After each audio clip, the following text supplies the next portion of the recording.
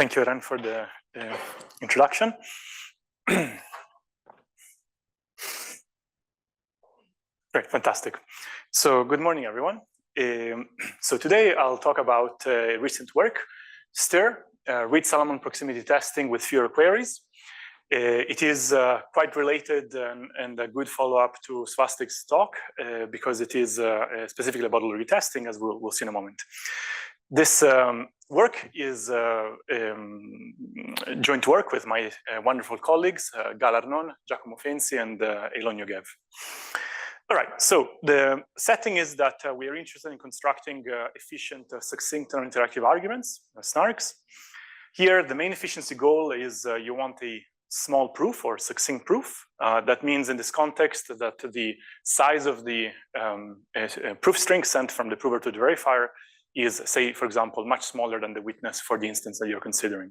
Okay, and specifically today, we focus on a particular setting, and that is these cryptographic proofs constructed only using a random oracle. Okay, so that means that you have some hash function, ideal hash function. In practice, it would be something like SHA-256. And so these types of SNARKs are kind of wonderful because in practice, when you take the random oracle and instantiate it using SHA-256, you get a lot of nice benefits. You get something known as a transparent setup. This means that the only kind of global system parameter for your proof system is just agreeing on which hash function to use. This is much simpler than agreeing on some kind of common reference string that it must be sampled by a trusted party. Using hash functions also means that you don't have kind of slow public key crypto sitting around. This makes implementations particularly efficient. They're also plausibly post-quantum secure, like many of the known constructions of SNARKs in the random oracle model are also proof secure in the so-called quantum random oracle model. Okay, so these are many wonderful benefits. And in fact, SNARKs in the random oracle model, or more precisely, their instantiations are widely deployed. Okay, they're used across a number of companies. They were initially, pioneered and deployed by, by StarkWare, and now by this many other exciting efforts. So, if you kind of open up how does a SNARK in the random oracle model look like, usually they'll be built from something called an interactive oracle proof. Svastik has already introduced these. So, IOPs are an interactive analog of the classical notion of probabilistically checkable proof. So you have this interaction where the prover sends over, you have an interaction where in every round, the prover will send over some long message, which the verifier can query at any location it desires, and then the verifier replies with some random message. And this interaction goes on for some time. This is what SNARKs are built from. How are they built from these things is something known as the Alessandro Chiesa Spooner transformation that kind of says, okay, thank you for the IOP, and now I'm going to use the ideal hash function to, with things like the Merkle tree and the Fiat-Shamir transformation to assemble a SNARK from that, okay? And perhaps the most important efficiency measures of the underlying IOP are the proof length and the query complexity. The proof length is the total amount of information sent from the prover to the verifier, and the query complexity is the number of locations that the verifier will read into these prover messages. Why do this matter? Because they directly influence the argument size. So the argument size of the corresponding SNARK is proportional to the query complexity and logarithmic in the proof length. So in particular, a key concern is constructing IOPs with small query complexity. Why? Because then that gives you the ability to construct SNARKs with small argument size. Okay, but I also wanted to mention, I'm happy to get questions during the talk, so please just raise your hand at any moment, okay? All right, fine. So we want to construct good IOPs because they give us, through the BCS transformation, good SNARKs. In many IOPs of practical interest, the main bottleneck is a subroutine already introduced by Svastik, and that is these proximity tests for the Reed-Solomon code. They really are the main bottleneck. So when you look at the query complexity of the overall IOP, it is primarily dictated by the query complexity of this subroutine. Okay, the subroutine is not the entire IOP; it's just, but it is the kind of the workhorse of the IOP. Okay, so all of this is to say is that we should that it motivates the study and kind of efficient construction of proximity tests, or in this case, IOPs of proximity for the Reed-Solomon code. Okay, so the Reed-Solomon code was already introduced in Svastik's talk. These are evaluations of low-degree polynomials over a certain domain. In this talk, I'll primarily keep track of these three parameters. N is the domain size, D is the degree, and rho is determined by N and D, and it's the rate. Okay, so it's D over N. It's kind of, you can think about it as the inverse of the blow-up when you encode information.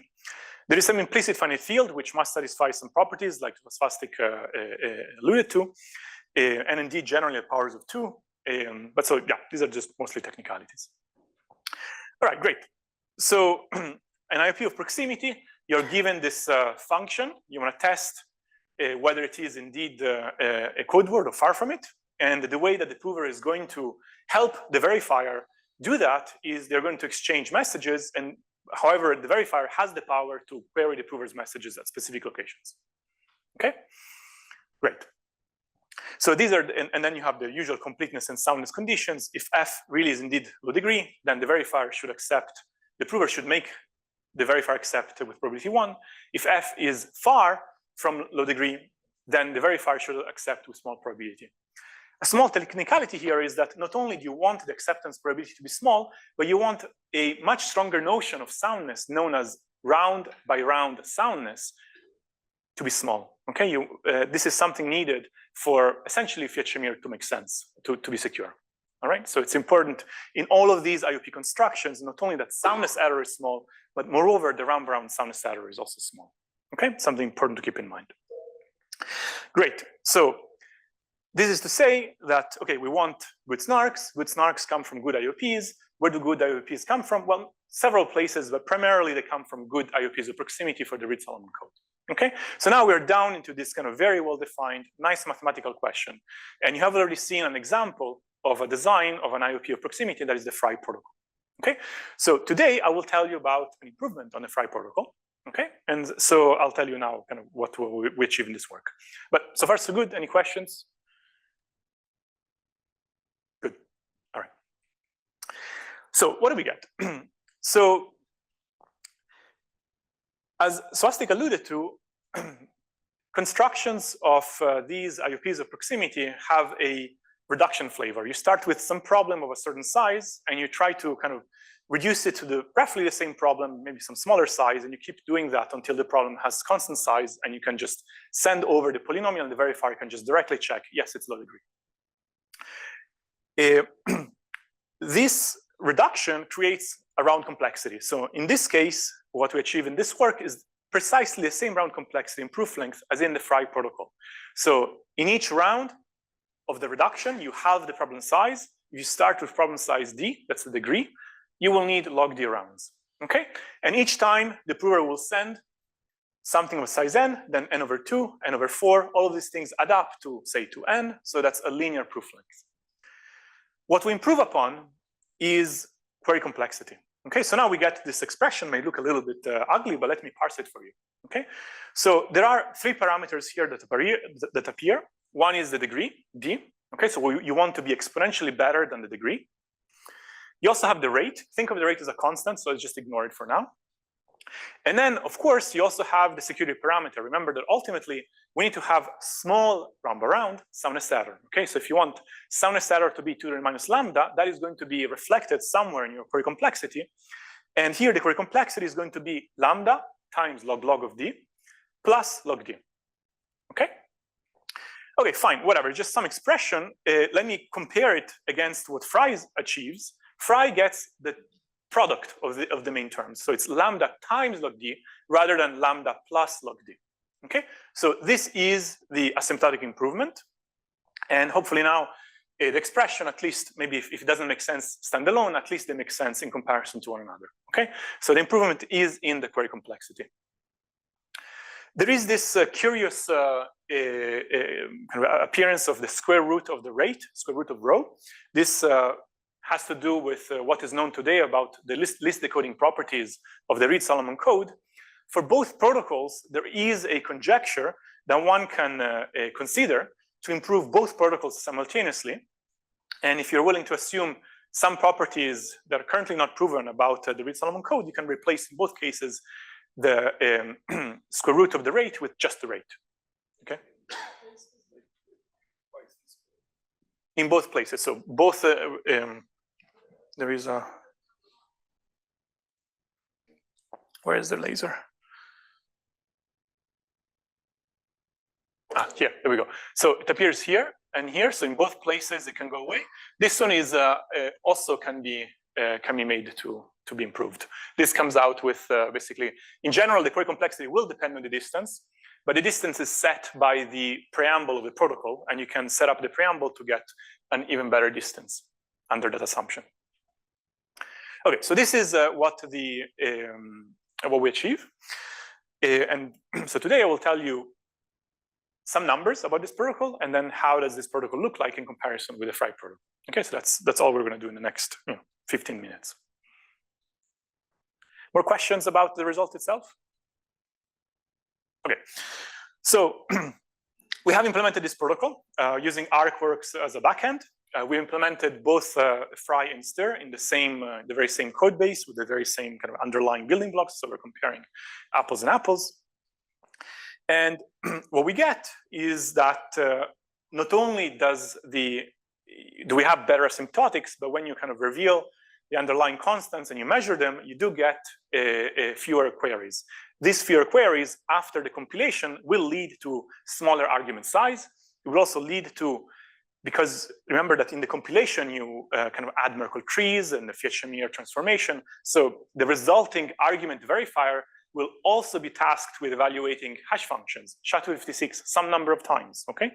So because the verifier overall is more lightweight, it will be evaluating hash functions fewer times.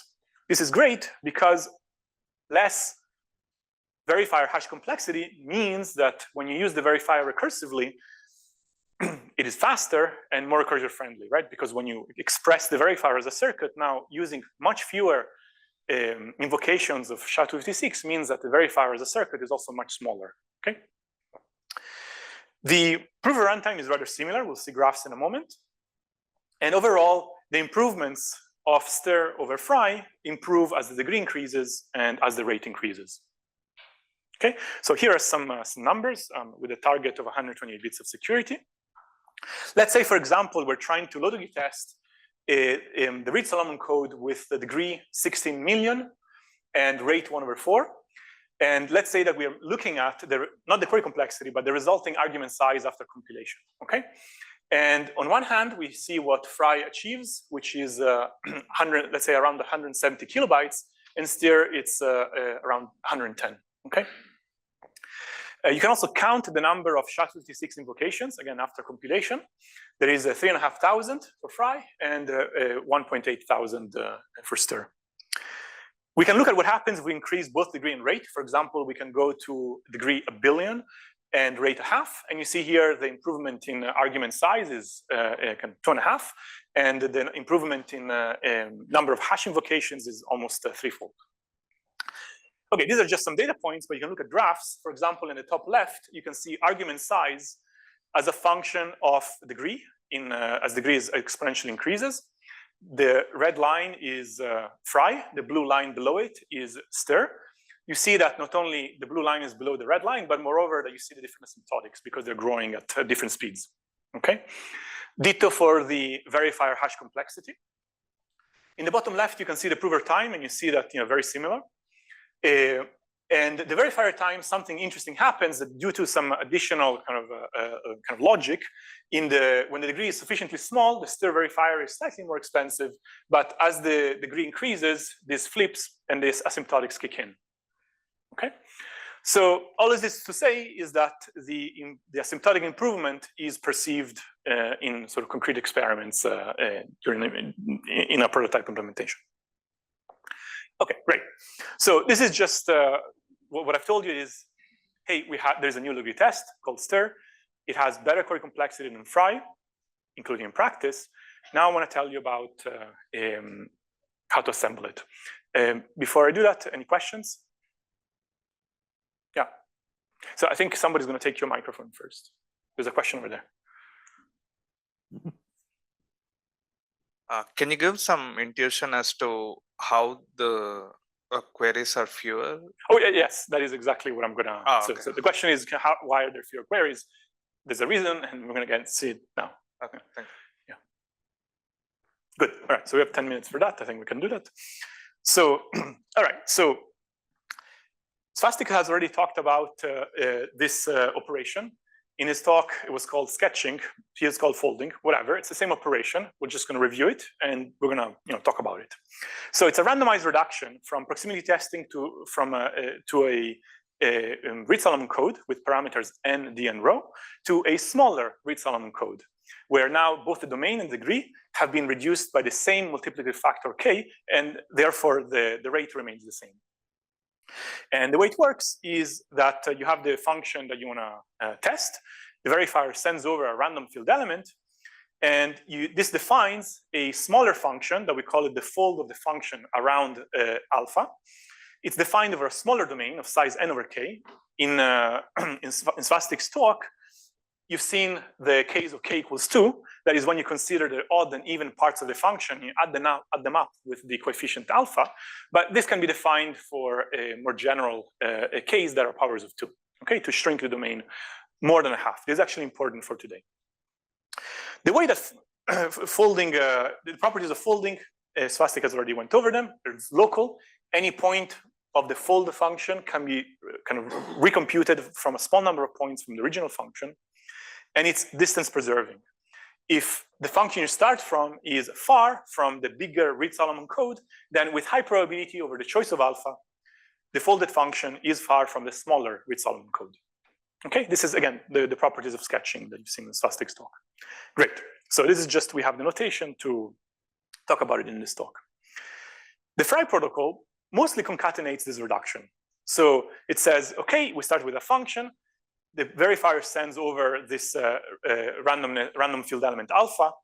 The prover thinks of the folding and says, hey, verifier, here's a function f prime. I claim this is the folding of the function. Please go ahead and check that. And the verifier can check it by comparing f prime and querying it at some number of points against what the folding of the function is, which it can compute because of the locality property, right? And then you just recurse. Okay, at a high level, modulo some details and some simplifications, this is the Fry protocol. An intuition here is that, let's say, for example, the original function is far from the bigger Reed-Solomon code, and the function written down by the prover, let's say for simplicity, is in the smaller Reed-Solomon code, then distance preservation will say that with high probability, the folded function is far from the smaller Reed-Solomon code. And therefore, the consistency check will pass with small probability, okay? Because the fold of the function and f prime are far, they differ on many points, so the consistency check cannot pass with high probability. So to achieve a small round-by-round error, it means that in each round, the verifier has to make t queries where t is lambda, the security parameter, divided by this expression that depends on the rate, okay? And this depends, of course, on the distance. Right. So now in the real Fry protocol, the consistency checks are in fact correlated across rounds to save a low order factor, but it doesn't really matter. The point is, overall, what you see here is that you have lambda times log d, because you have to repeat this reduction log d times. Okay, so that is where the query complexity of Fry comes from. Lambda per round times log d. Okay, good. That's Fry. So now I'm going to tell you about what we do in STIR. So the starting point is the same. The verifier, the prover is still going to think about the fold around the point received from the verifier. But the consistency check is going to change. What the prover is going to do is, instead of sending f prime, which is claimed to simply be the folding of the function, the prover will loadily extend the folding of the function and write it down over a bigger domain. Okay, so the folding of the function is defined over a domain of size n over k, where k, think of k as 8 or 16 or 32, say much smaller than n over 2. But then the prover will write down what is supposed to be the loading extension of the folding of the function over a domain of size n over 2. So we're making progress, but we also have a lot more redundancy. Okay? Okay, fine. However, now the consistency check becomes unclear because these two functions that we want to compare, allegedly they are claimed to be the same polynomial, have different domains. Okay? So what we need is a new consistency check protocol that is going to be based on an idea that we call domain shift. It's going to be a T-query consistency check protocol that will compare whether indeed it is the case that G is the logic extension of the folding of the function f. Okay? Now, this is going to define, this consistency check protocol will define a new function f prime, okay, with a certain property. If the folding of the function f is far from this kind of small Reed-Solomon code, except for small probability, this new function f prime that we're going to define in a moment is going to be far, in fact, farther than before to this other medium-sized Reed-Solomon code. So notice that now we have a new rate, okay? Because we have reduced the degree, but we have not reduced correspondingly the domain, the rate has become smaller. The new rate rho prime is the previous rate times 2 divided by k. When k equals 2, as in phi, the rate is the same. But in this case, you should think of k as being, I don't know, 8, 16, 32. So the rate has become smaller. And the new function f prime is actually even farther than the original function, and this is making our job easier. Okay? So I haven't said how to do this, but I want to first to tell you, if we can do this, why does the query complexity reduce? Okay, then you recurse. So if you concatenate this reduction round after round, you will get a sequence of rates that are geometrically decreasing, starting with rho, then 2 over k times rho, then 2 over k squared times rho, and so on and so forth. This means that to achieve in round I, round soundness error 2 to the minus lambda, the number of queries you need to make in that round is ti, where now you have the same numerator, but the denominator gets bigger and bigger because rho I gets smaller and smaller. So for example, let's look at an example where k is 16 and lambda is 100. In the first round, to achieve soundness error 2 to the minus 100 with rate 1/2, you need 200 queries. In the next round, the rate has improved to 1 over 16. You only need 50 queries. In the next round, the rate has improved further to 128, to 1 over 128. You need 29 queries, and so on and so forth. When you add up all these queries, that's the saving that you get in stir over phi. Okay? So you no longer get this lambda times log d, but when you work things out, you get lambda times log d plus log d. Okay? Good. The only thing I haven't said is how do you do this domain shift consistency check? Okay, so now we have this kind of two functions. One is written over a domain of size n over k, or you can imagine it as being written over a domain of size n over k, and the other one is over a domain of size n over 2. How do we do that? Okay, so I have 2 minutes and I can say that. So, okay, so this is the problem. We have the folding of the original function over a domain of size n over k. We have the new function written down by the prover over a domain of size n over 2. That's the function g. And they're claimed to be the valuations of the same polynomial. Okay, and our goal is to define a new function f prime that is very far from this medium-sized Reed-Solomon code, provided the folded function is far from the small Reed-Solomon code. How do we do it?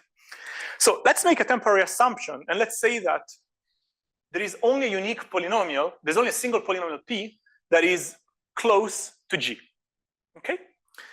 Now, in this case, we know that the folding of the function is far from this one polynomial because by hypothesis, the folding of the function is far from the Reed-Solomon code. So in particular, it will be far from this particular polynomial. Now, it turns out that because the folding of the function is far from p, if we pick a random point of that function, with high probability, that point will disagree with p. Okay, so I claim that defining the new function f prime to be this quotient is a good choice. Why? Because one can prove that this quotiented function derived from g is very far from this medium-sized Reed-Solomon code if and only if p evaluated at z is not equal to y. Okay. So this is it's a fact that has been used in prior papers, and we use it here because even though we don't have access to P, we have access to the folding of the function, which differs from P on many places.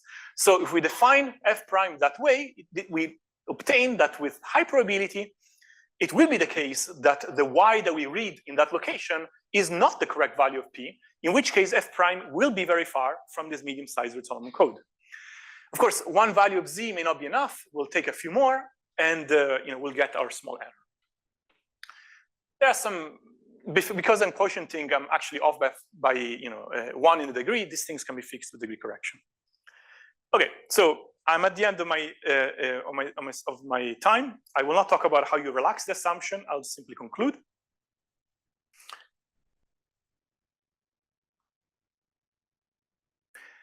I've outlined a new IOP of proximity for read-Solomon code with an improved query complexity. I did not talk about other technicalities that are important, such as a degree correction. That's actually important, and you want to do it in an efficient and high soundness way. In this paper, we also talk about a high soundness compiler and explain how you take any low-degree test, such as stir, and combine it with a polynomial IOP and get an IOP, essentially preserving soundness of the ingredients. It turns out this is actually not so straightforward, and kind of the old ways of doing these things were okay when you didn't have such high soundness kind of requirements, but as the soundness of the underlying low-degree test improves, you need to improve the compiler as well. And as a final plug, I'll mention that all of this falls under the umbrella of SNARKs in the random workload model. And if you're interested in this, together with my wonderful co-author, Eilon Yogev, we wrote a book that provides a accessible, comprehensive, and very rigorous treatment of SNARKs in the random workload model. And the book is available for free, both the PDF and the LaTeX code at this website. And you can learn about how you build SNARKs in the random workload model. Okay, stop here. Thank you.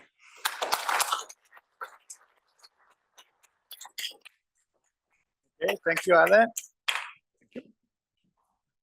Question? Yeah.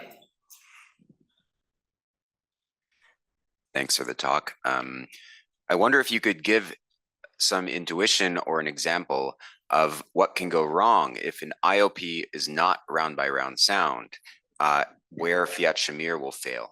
Yes, there is a very simple example, which is consider a public coin protocol where in each round, the verifier sends a single bit. Okay, so round 1, the verifier sends a single bit, random bit. Round 2, also random bit. And now you have k rounds. At the end of the interaction, k bits have been sent. The verifier accepts if and only if all the bits are 0, ignoring everything the prover has said. The soundness error, namely the probability the verifier will accept in an interaction, is 2 to the minus k. Okay. Now imagine applying the Fiat Shamir kind of transformation to this protocol. What you're going to do is you're going to attack the first round. You kind of send a message, you see what bit you get, you don't like it, you try with a different message, now you get the bit 0. And now you continue. You kind of slowly attack each round and you make progress until the very end. So this is not secure. Why? Because this protocol has bad round-round soundness. Hello. Can this be used along circle stars to do maybe a circle stir and try to mix both of them, or they are not compatible? Probably one can, but one has to sit down. I'm guessing one can, but there are technicalities and probably some new ideas to be had. So it would be like a reasonable thing to try to do. Like, let me put it differently. I would put a first-year PhD student to do that, with a clean conscience. It may not work out, but it was as reasonable bet as any. Okay, thanks, Ale. Thank you.